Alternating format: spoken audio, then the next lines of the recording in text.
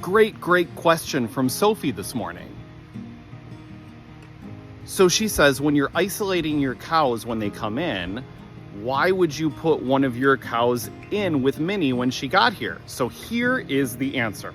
It differs from animal to animal. So this is a good example of why things aren't always 100% the same every time we get somebody on the farm.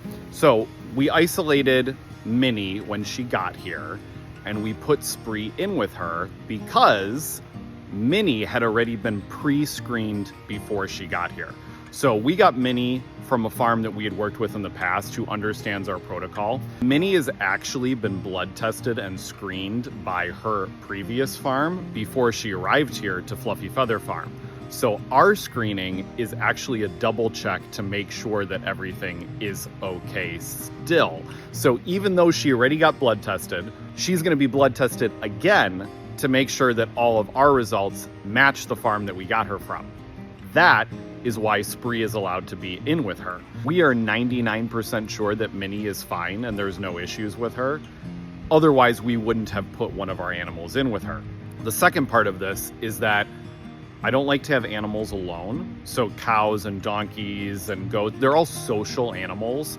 So when we bring an animal in and we isolate it by itself, it's almost more dangerous to have that animal alone than it is to expose one of our animals to that animal. It would have been much worse for Minnie to be here for a month with no interaction with any other cows. She probably would have got stressed out and could have potentially got sick. That's why we put one of our animals in with her. Now here's another example. Let's say we worked with a farm that we'd never worked with before, and they didn't do any screening for us before the animal arrived here. Those animals wouldn't be allowed to be with any of our animals. So that would be a different case altogether.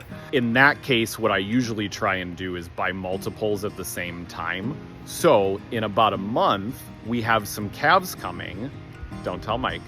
And they will most likely not be pre-screened before they get here, but we're getting a bunch all at the same time. I'm not going to tell you exactly the number because I'm not going to be held to that or get in trouble. We have some coming, let's just say some, but they're all coming together. So they will all go into ISO together, and we won't introduce any of our animals to them until they are screened and cleared.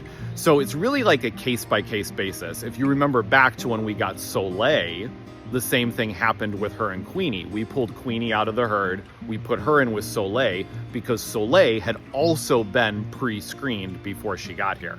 So it's kind of a case-by-case basis.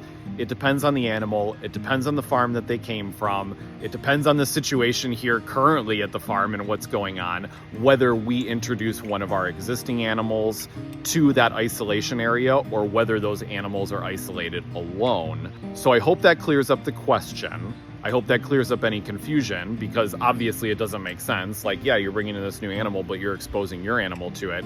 Well, there's a reason why. Let me know if you have any other follow-up questions. I love it. I love it. I love it when I post a video and right away somebody's like, but what about? Because it allows me to make another video telling you guys why we do stuff, which is super great. So thanks for your questions. Thanks for asking. And don't be afraid to ask questions below because I love answering them.